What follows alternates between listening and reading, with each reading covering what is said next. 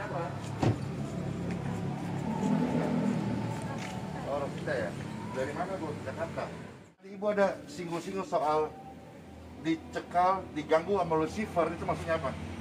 Seperti dia berbicara di hati saya. Dekatin. Kamu bunuh diri aja gitu. Jadi ibu selama 3 tahun diganggu oleh roh Lucifer gitu. Iya. Apa? Berbentuk apa? Dia berbicara ya. Akan kubunuh keluarga kamu. Saya bilang, mana mungkin. Saya bilang, emang kamu siapa? Saya gitu. Jadi Nah. saya seperti punya kaitan yang bisa mendengar gitu. Oke, jadi lihat ya, pencuri datang untuk mencuri, membunuh, membinasakan. Roh kegelapan, roh teritorial datang untuk menekan orang percaya supaya tidak lagi berdoa. Padahal kita dipanggil untuk mendoakan orang lain, mendoakan keluarga, ya, mendoakan hidup kita. Tetapi ketika ada intimidasi dari roh kegelapan, dia akan membuat kita gelisah, terganggu, dan tidak bisa berdoa. Jadi selama 3 tahun apa yang ibu alami? Ada sakit atau ada gangguan apa? Saya tadinya ada bisa ini ya. Dibawa Tuhan ke neraka ya. Oke. 3,5 tahun yang lalu. Ada pengalaman spiritual ya? Jadi saya bukan tidur, tapi saya dalam keadaan sakit gitu. Oke. Itu terbuka.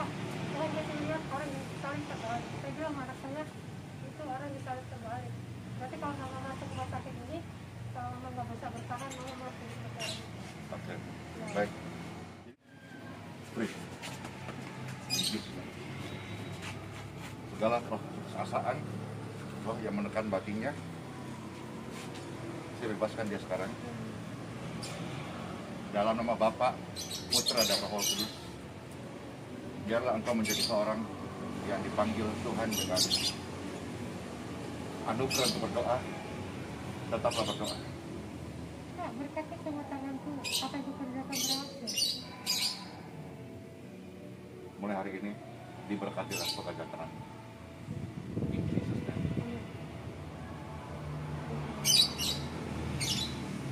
Terang kasih Tuhan turun atas engkau. Buka mata, ibu melihat itu ada cahaya itu. Apa yang ibu lihat baru saja? Waktu doakan dan memerintah. Merasakan ringan ya. Dingin. Tidak seperti saya datang tadi. Waktu datang tadi ada kegelapan, panas. Sekarang, ya. terus gangguan-gangguan yang menyiksa ibu 3 tahun, sekarang apa yang ibu rasakan? Ya, saya lebih baik ya. Lebih baik. Saya mengetahui saya ya. Amin. Tuhan memberkati engkau. Pulanglah kembali ke kotamu, di mana kau berada, baik di sini ataupun ke Jakarta kelak. In Jesus' name. You're free.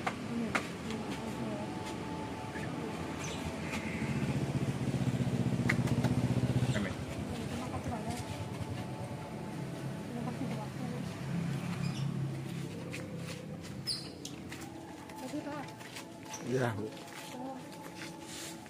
Selamat pagi. Ya. Kita mau berapa hari ini? Sol, sini Sol.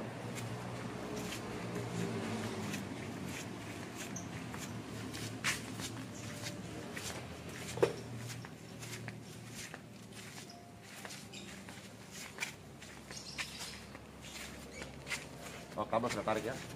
Sudah tinggal pasang lampu. Bapak Ibu sekalian, kehidupan sebagai seorang yang melayani Tuhan dan sesama itu bukanlah kehidupan yang mudah, ya. Karena ada begitu banyak orang-orang yang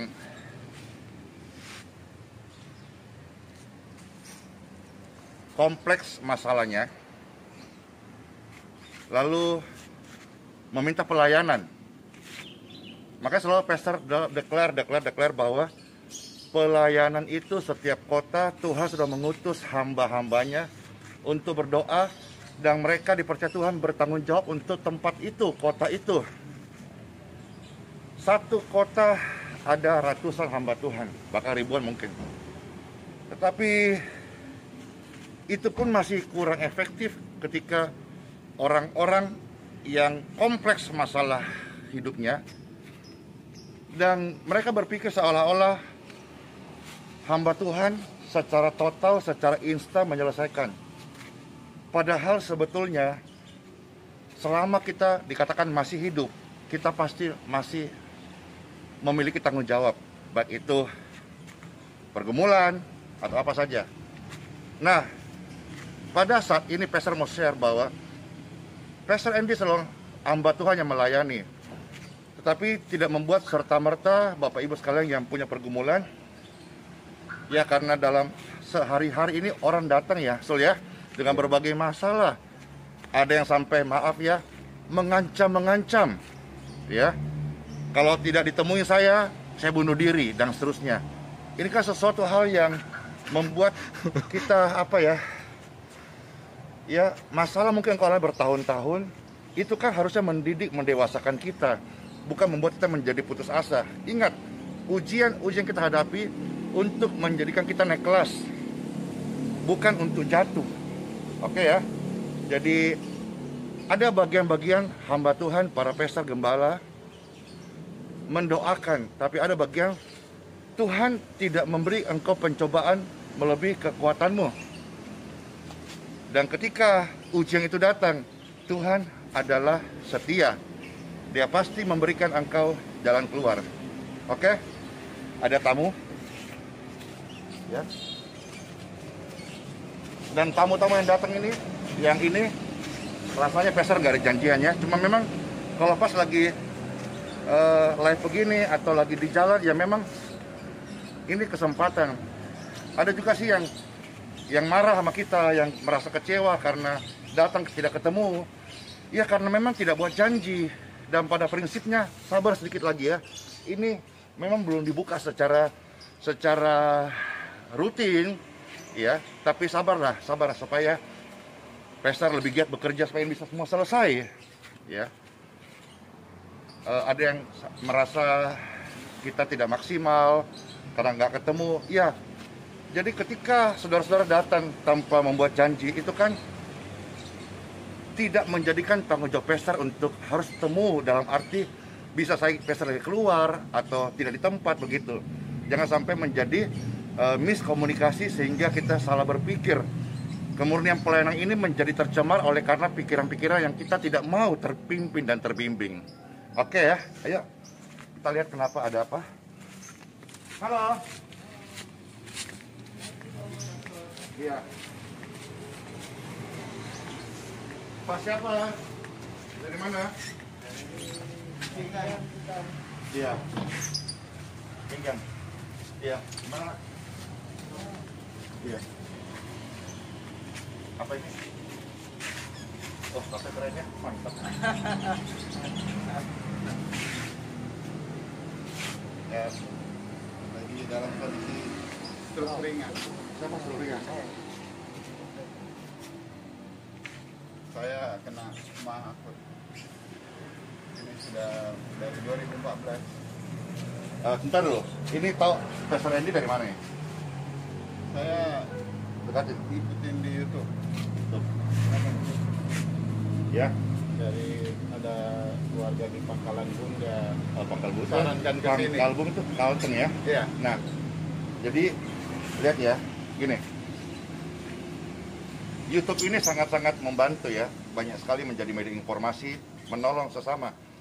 Saya teringat guru saya, ya, itu pernah berkata bahwa kalau kita yang dipilih sebagai murid-muridnya, apalagi sekarang kita menganggap sebagai anak-anaknya, tidak mau ambil bagian dalam pelayanan, dia berkata, aku akan pakai batu-batu ini untuk berbicara.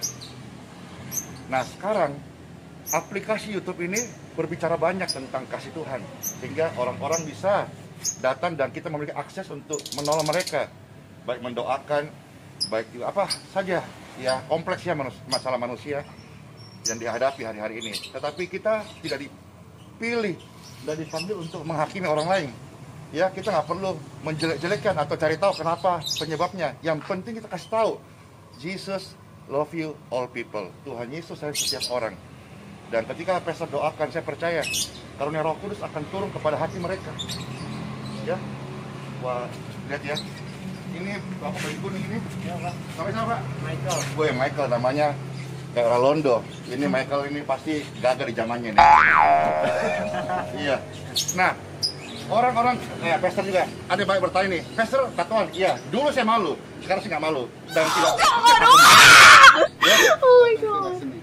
Oke, kata Bapak, tato adalah seni, seni adalah kehidupan. Nah, orang-orang jenis kayak Pastor Andy, kayak Pak Michael ini, terus terang ya, tidak bisa dimenangkan oleh karena kita menghakimi dia. Ini laki-laki tulen, laki-laki berani. Dia pasti berkata, emang lu kenapa? Emang kenapa? Terlanjur aja. Ya kan? Kalau dihakimi gini, gitu, kamu kalau gini, emang kenapa? Tetapi ada satu sungai namanya kasih yang bisa mengubah seorang preman, seorang penjahat, seorang yang keras hati seperti Paulus dan seperti saya. Dan mungkin tidak mustahil bagi Pak Michael untuk berkata, saya mau hidup baru. Ya, jangan pernah menyesal pasang tato. Ya, asal jangan pasang sekarang. Dalam arti setelah kita tahu kasih, tahu hidup benar, jangan lagi dipasang. Ya, dulu kami pasang ini, saya dulu pasang di Rutan Salemba, di penjara. Dan memang saya dalam kegelapan. Jadi saya nggak tahu. Kalau sekarang mah pasti enggak. Ya, dulu rasanya pingin kita mau di laser, tapi ternyata itu rusak kulitnya. Ya, waktu sebelum anak saya lahir, saya sama istri sepakat, ya udah kalau gitu di laser aja supaya nanti apa kata dunia jelek dong. Karena takut ketahuan nanti istri anak-anak kita. Tapi saya bilang, dulu saya malu, ya. Tapi setelah saya tahu bahwa memang saya dulu sampah, saya pecina, saya pembunuh, saya pencuri, saya pemakai narkoba, untuk apa saya sembunyikan? Dan semakin rusaknya seseorang di masa lalu, hari ini kalau bisa dia baik, itu semakin mempermuliakan nama Tuhan Sang Pencipta. Ya, maka ini juga sudah penginjilan sebetulnya buat Michael. Oke.